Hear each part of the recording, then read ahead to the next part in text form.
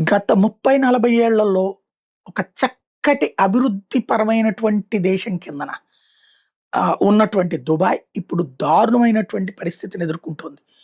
క్షణక్షణం బిక్కుబిక్కుమంటూ బ్రతికే పరిస్థితి.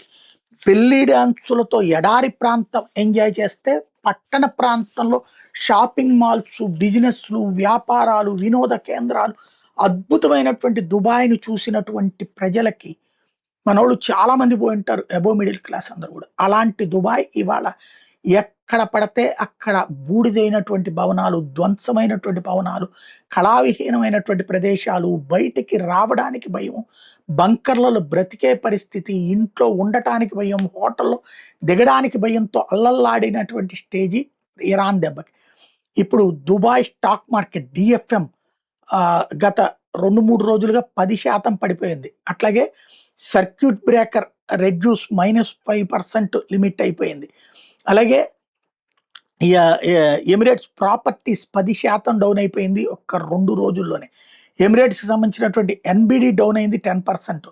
అలాగే 75-77 బిలియన్ డాలర్లకు సంబంధించినటువంటి మార్కెట్ వెల్త్ 48 గంటల్లో తుడిచిపెట్టుకుపోయింది. ఇప్పుడు అది ఇంకా తుడిచిపెట్టుకుపోతోంది.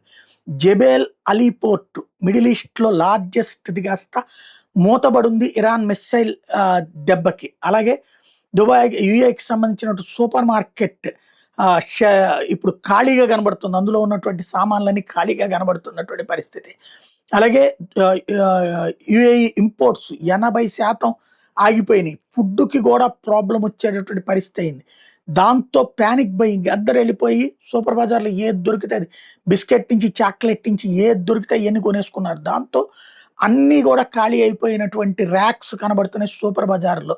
అప్పట్లో ఏదో కరోనా వచ్చినటువంటి సందర్భంలో కనబడ్డట్టు. అట్లాగే ఇప్పుడు సూపర్ బజార్ దగ్గర, షాపింగ్ దగ్గర లాంగ్ క్యూస్ కనబడుతున్నాయి. గ్రోసరీ కోసం ఎగబడి చేస్తున్నటువంటి పరిస్థితి కనబడుతోంది.